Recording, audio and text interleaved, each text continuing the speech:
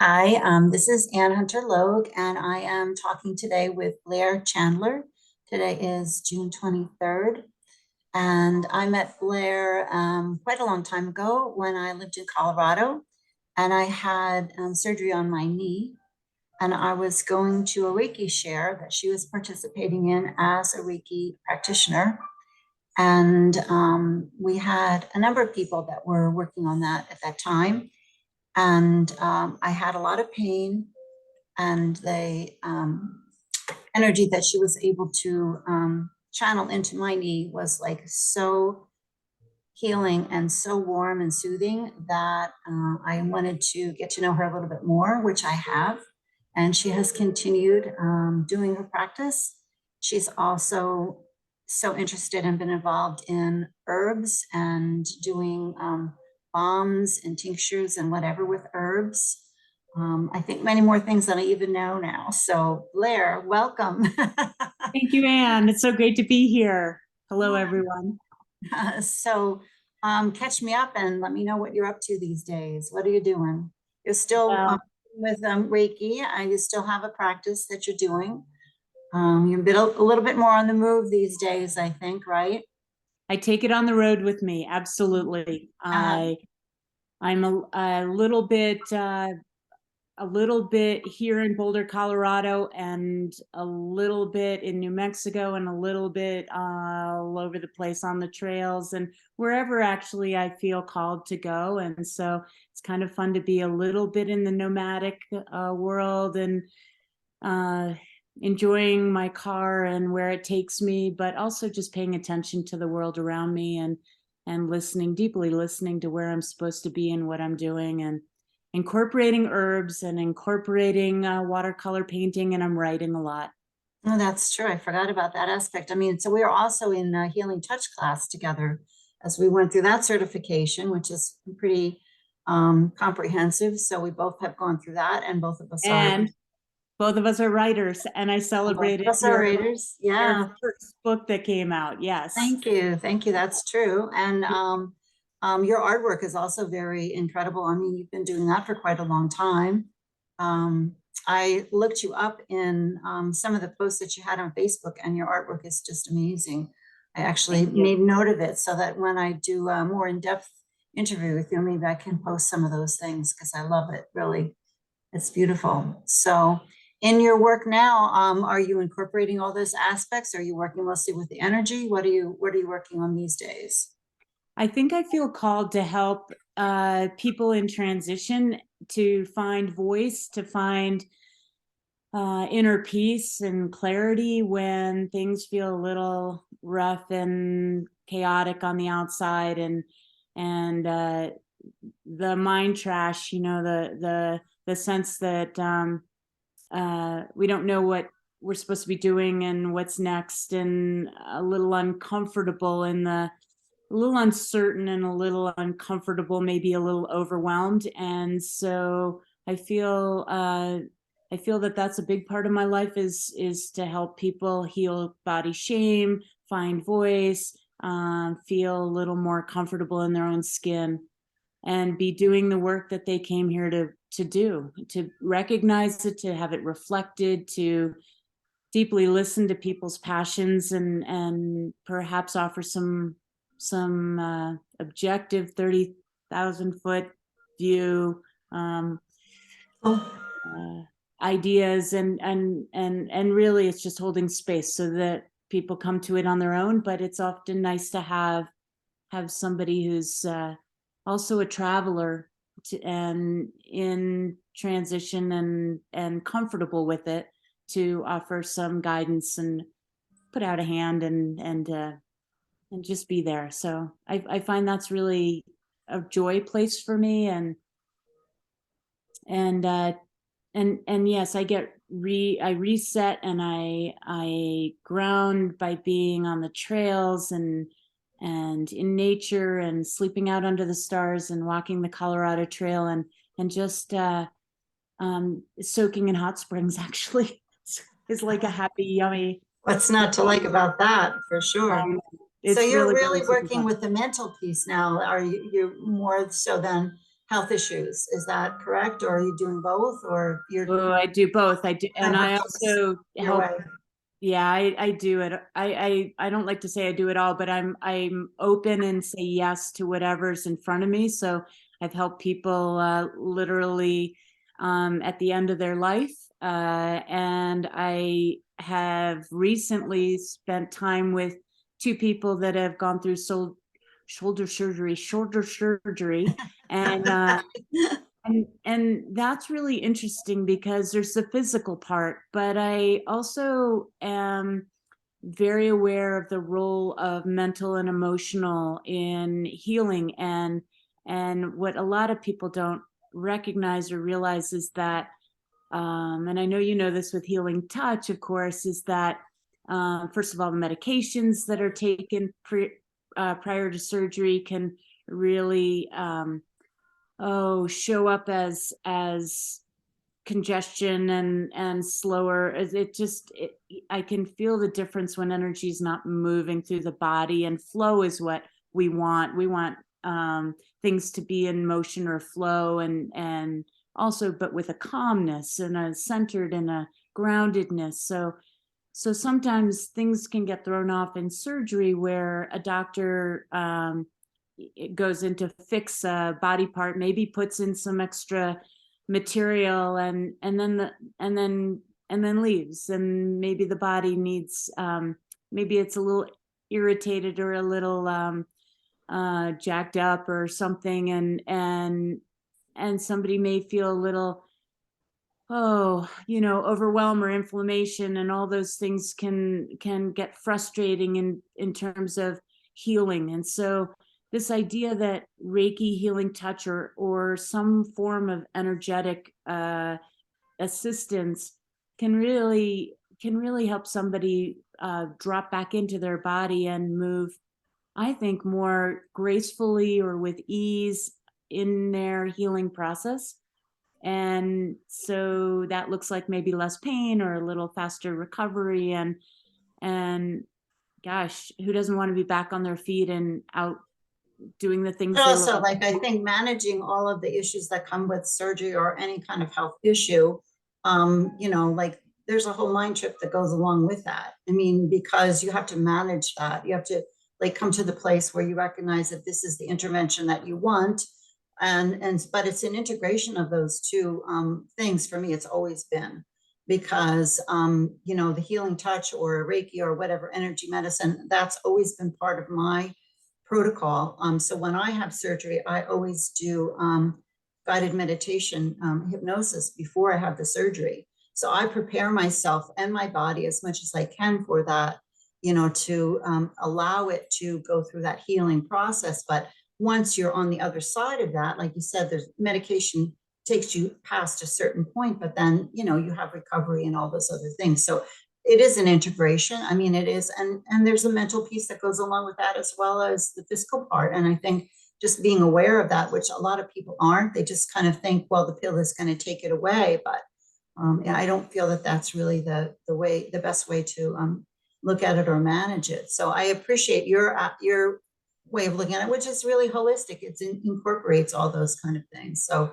I feel that Sometimes to when we be. go through surgeries and things, it's a shock. It's a shock to the body. It's a shock to people we love, and so I look at this work as we are all connected and integrated, and so it's healing for it.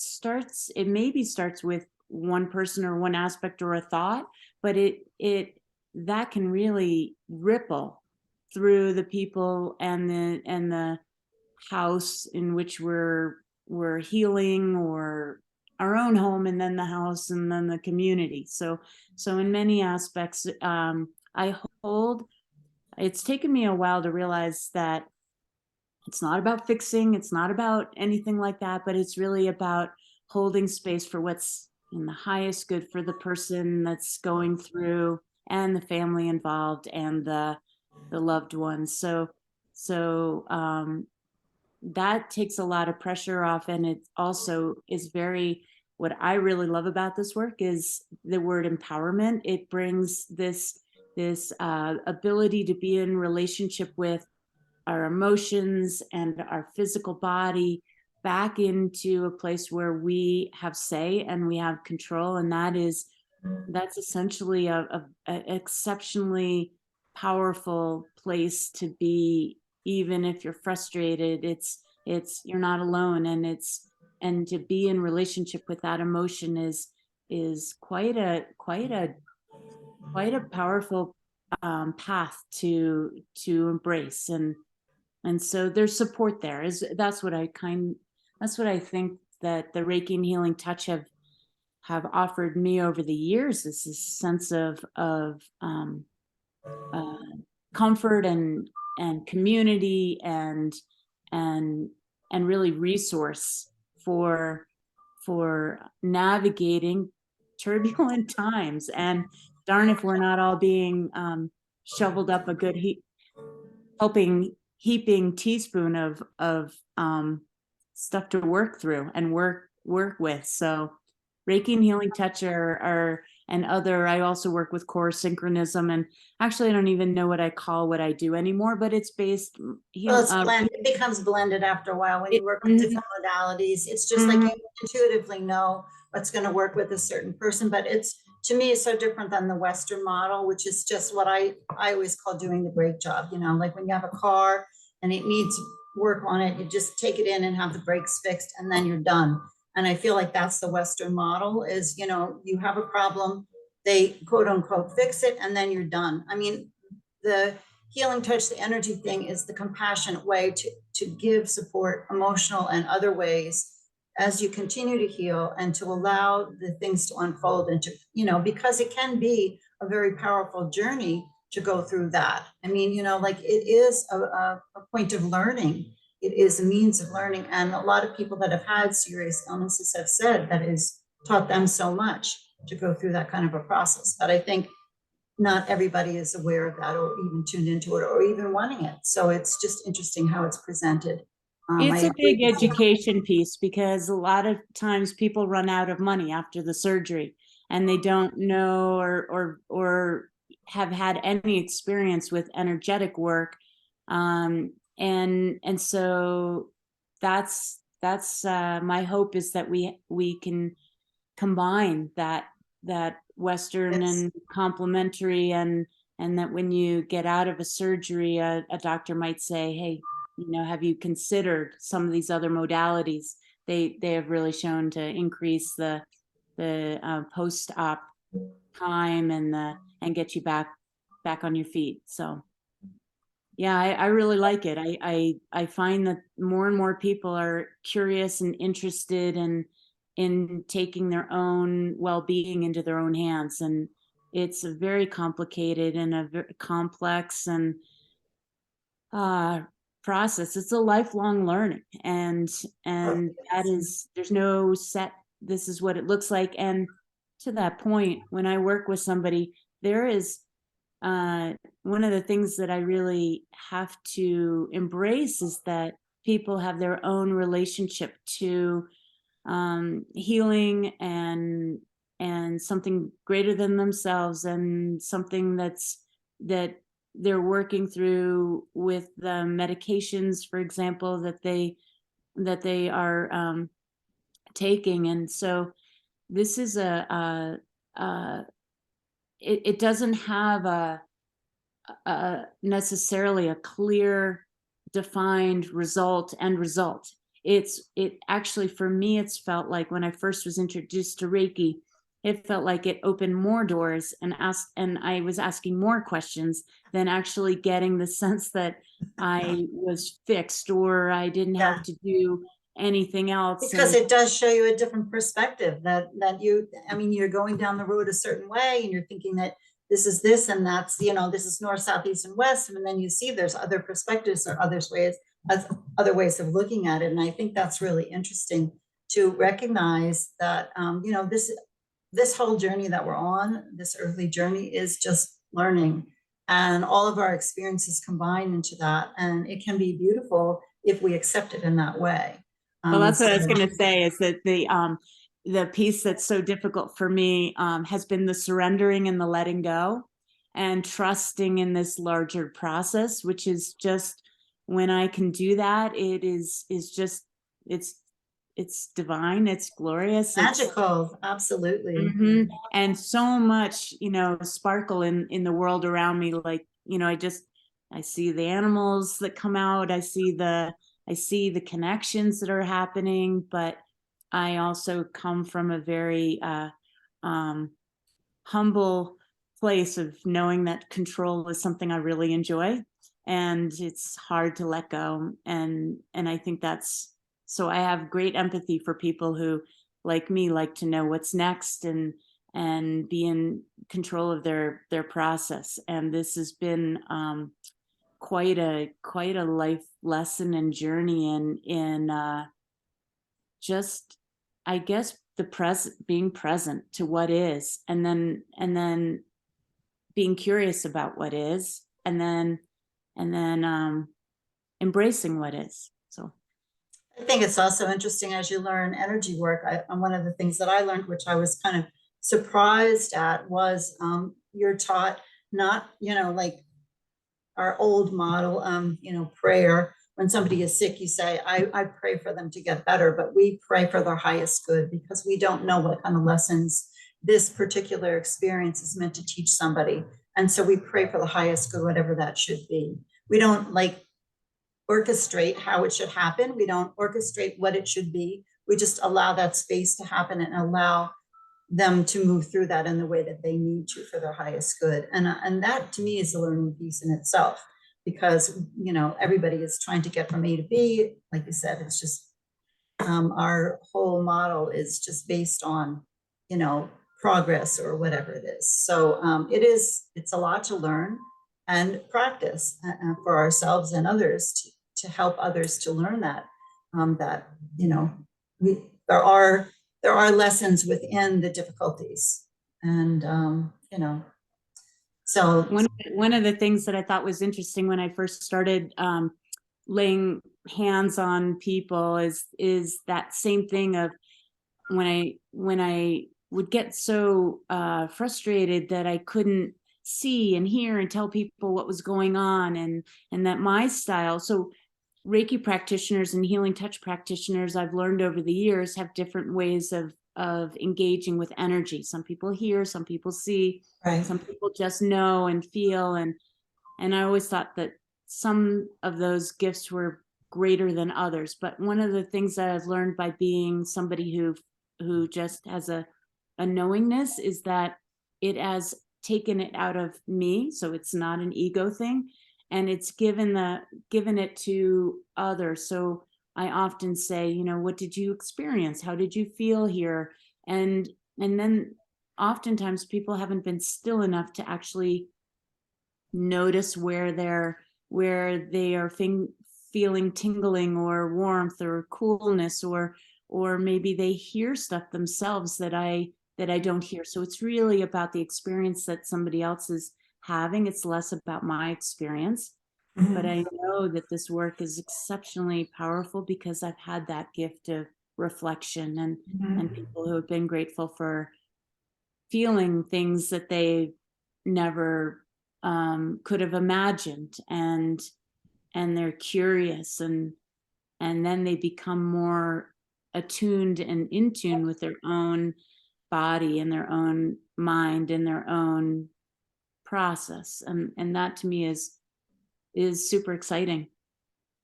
I think it's interesting too. Like I know when I was in Boulder and I was learning, I was going through the different levels of healing touch. At that time, I was working with somebody who had just finished treatment for breast cancer, and she was kind of my guinea pig at the time, and we were doing different sessions together. And so we would do a session, and always when I get to the end, I would always do reflexology on her feet, and she'd make this face because she knew it was the end. It was so cute.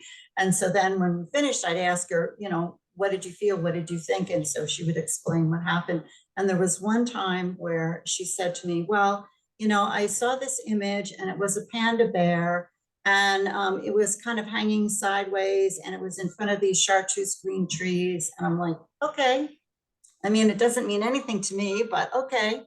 And so, like I wrote it down, I noted it. And then the next day I went to the library, and at that time, the computer to look up books was next to the children's section. And there was a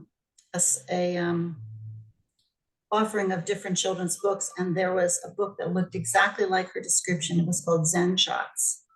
And so I got it, and I was pretty blown away by it and showed it to her. It brought tears to both of our eyes. So a lot of times you just don't know what kind of thing is going through that person's head when they're experiencing it, because you're taking layers and layers and layers of things off of them, and you're going in so deep to such a deep intuition.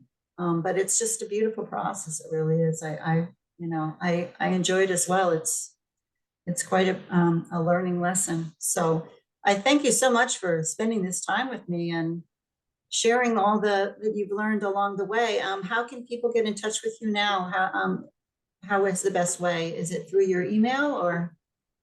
I have a website called blairchandler.com, which is for Reiki and a future place for women's retreats. But in the meantime, blairsherbals.com is my website with more about what I do in terms of art and Reiki and healing touch, and some testimonials and curiosities around how I work and how to get in touch with me. So that's one place to land. And yeah, I'd love to hear your questions and learn more about what you're working with and what your challenges and opportunities and struggles and joys are. And so yeah, reach out and hopefully, and the plants are my allies. So I work with plants a lot too, and remote and in person. And I find that the remote scared me at first, and now it's what I do. And so I'm very comfortable with it, and nature is my inspiration. And so I trust that what people need, they get. And I hope I have an opportunity to work with you guys. Sure. So we will Thanks, definitely be in touch with you, and thank you again. And I will let you know how this is presented, and so you can kind of keep up with the people that have reached out to learn more about you. So thank you. And thank you so much. Thanks. Okay. It was a pleasure. Awesome. Thank you. Good to All see right. you. Bye-bye. Bye.